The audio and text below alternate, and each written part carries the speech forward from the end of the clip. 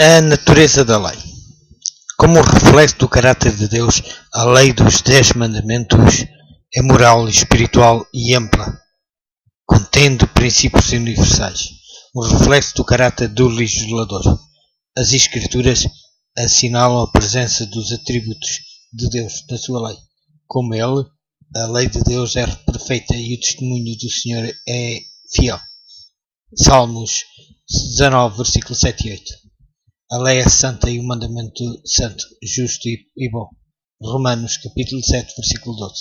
Todos os teus mandamentos são a verdade acerca dos teus testemunhos sobre desde a antiguidade que tu os fundaste para sempre. Salmos 119, versículo 151 e 152. Na verdade, todos os teus mandamentos são justiça. Salmos 119, versículo 172. Uma lei moral. Os 10 mandamentos traduzem a norma de Deus para a conduta da humanidade, definem a nossa relação com o nosso Criador e Redentor e o nosso dever para com os nossos semelhantes. As Escrituras chamam a transgressão da lei de Deus pecado. 1 João capítulo 3, versículo 4. Uma lei espiritual. A lei é espiritual. Romanos capítulo 7, versículo 14.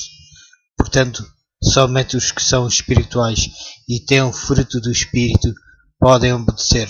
João capítulo 15, versículo 4, Gálatas capítulo 5, versículo 22 e 23. É o Espírito de Deus que nos dá a possibilidade de fazer a sua vontade. Atos Apóstolos capítulo 1, versículo 8. Salmos capítulo 51, versículo 10 ao 12.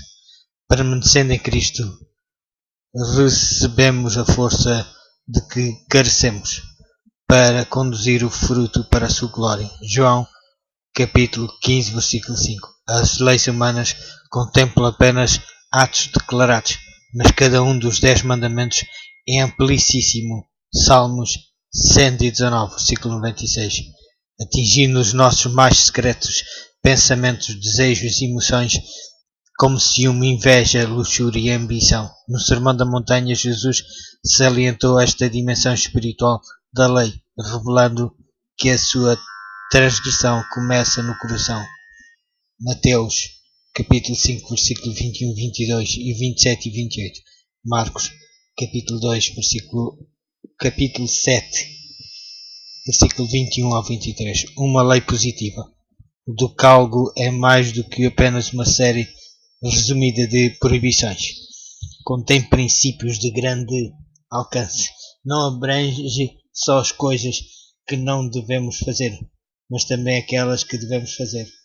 Não devemos simplesmente abster-nos de atos e pensamentos maus. Devemos aprender a usar os talentos que Deus nos deu para bem.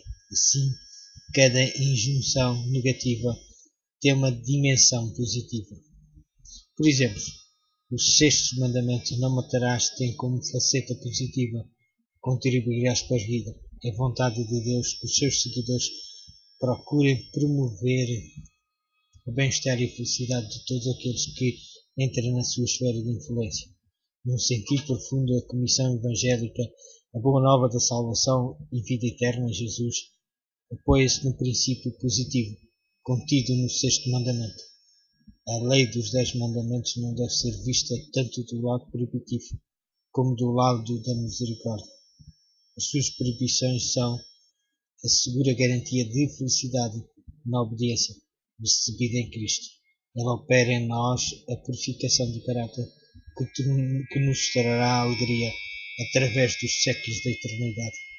Para os obedientes é ela um muro de proteção. Contemplamos nela a bondade de Deus, que revelando aos homens os imutáveis princípios da justiça, procura resguardá-los dos males que resultam da transgressão. Uma lei simples. Os 10 mandamentos são profundos na simplicidade do seu conteúdo. São tão breves que até uma criança os pode aprender de cor. No entanto, têm um alcance tão vasto que abrangem qualquer pecado possível. Não existe mistério na lei de Deus. Todos podem compreender as grandes verdades que ela encerra.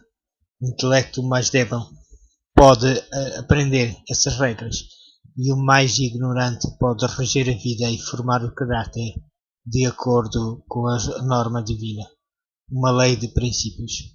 Os 10 mandamentos são sumário de todos os princípios retos, aplicam-se a toda a humanidade, em todas as épocas. A Escritura diz: teme a Deus e guarda os seus mandamentos, porque este é o dever de todo o homem. Eclésias, capítulo 12, versículo 13. O decálogo, as 10 palavras ou 10 mandamentos, consiste em 2 partes, indicadas por 2 tábuas de pedra, sobre as quais Deus o escreveu.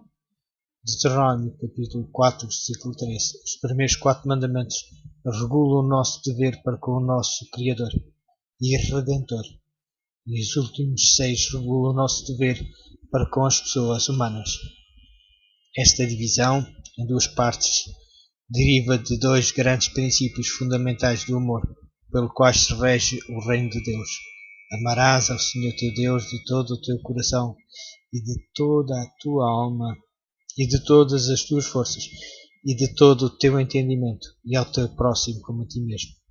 Lucas, capítulo 10, versículo 27. Deuteronômio, capítulo 6, versículo 4 e 5. Levítico, capítulo 19, versículo 18. Os que viverem segundo estes princípios estarão em harmonia com os 10 mandamentos, pois os mandamentos exprimem estes mesmos princípios, mais em pormenor. O primeiro mandamento dirige a adoração exclusivamente para o único Deus verdadeiro. O segundo proíbe a idolatria. O terceiro proíbe a irreverência e o perjúrio, que envolva a invocação do nome divino. O quarto ordena a observância do sábado e identifica o Deus verdadeiro com o Criador dos céus e da terra. O quinto mandamento exige que os filhos se submetam aos pais como agentes designados por Deus para a transmissão da sua vontade, revelada às sucessivas gerações.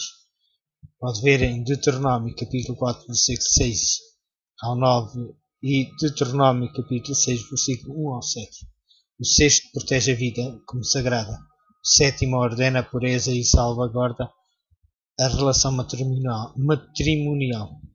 O oitavo protege a propriedade. O nono defende a verdade e proíbe o perjúrio. E o décimo atinge a raiz de todas as relações humanas, proibindo a cobiça de tudo que pertença aos outros. Uma lei singular. Os 10 mandamentos têm a singularidade de ser as únicas palavras preferidas audivelmente por Deus e toda uma nação. Deuteronômio capítulo 5, versículo 22. Não confiando esta lei à memória infalível dos seres humanos, Deus gravou então os 10 mandamentos com o seu próprio dedo, sobre 2 tábuas de pedra, que foram preservadas dentro da arca do tabernáculo. Êxodo capítulo 31, versículo 18. Deuteronômio capítulo 18, versículo 2. Para ajudar Israel a aplicar os 10 mandamentos, Deus deu-lhes leis adicionais, pormenorizando as relações que deveriam manter com a sua pessoa e uns com os outros. Algumas destas leis adicionais incidiam sobre os assuntos civis de Israel, leis civis. Outras regulavam as cerimónias dos serviços do santuário, leis cerimoniais. Deus comunicou estas leis adicionais ao seu povo, por intermédio de Moisés, que as escreveu no livro da lei, e as colocou ao lado da arca de concerto. Deuteronômio capítulo 31, versículo 25 e 26. Não na arca, como tinha feito com a revelação suprema de Deus, o decálogo. Estas leis adicionais eram conhecidas como o livro da lei de Moisés. Josué capítulo 8, versículo 31 e Neemias capítulo 8, versículo 1, segunda de Crónicas capítulo 25, versículo 4, ou simplesmente a lei de Moisés. Segunda de Reis, capítulo 23, versículo 25. Segunda de Crónicas, capítulo 23, versículo 18. Uma lei deleitosa. A lei de Deus é uma inspiração para a alma, disse o salmista. Oh, quanto amo a tua lei!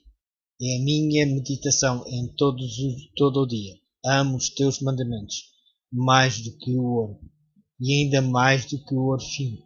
Mesmo quando aperto a angústia se apoderem de mim, disse ele, os teus mandamentos são o meu prazer. Salmos, capítulo 119, versículo 97. E o Salmo 119, versículo 127 e o 143. Para aqueles que amam Deus, os seus mandamentos não são pesados. 1 João, capítulo 5, versículo 3. Só são os transgressores que consideram a lei um fardo pesado, pois a sua mente pecaminosa não é sujeita à lei de Deus, nem em verdade o pode ser. Romanos, capítulo 8, versículo 7.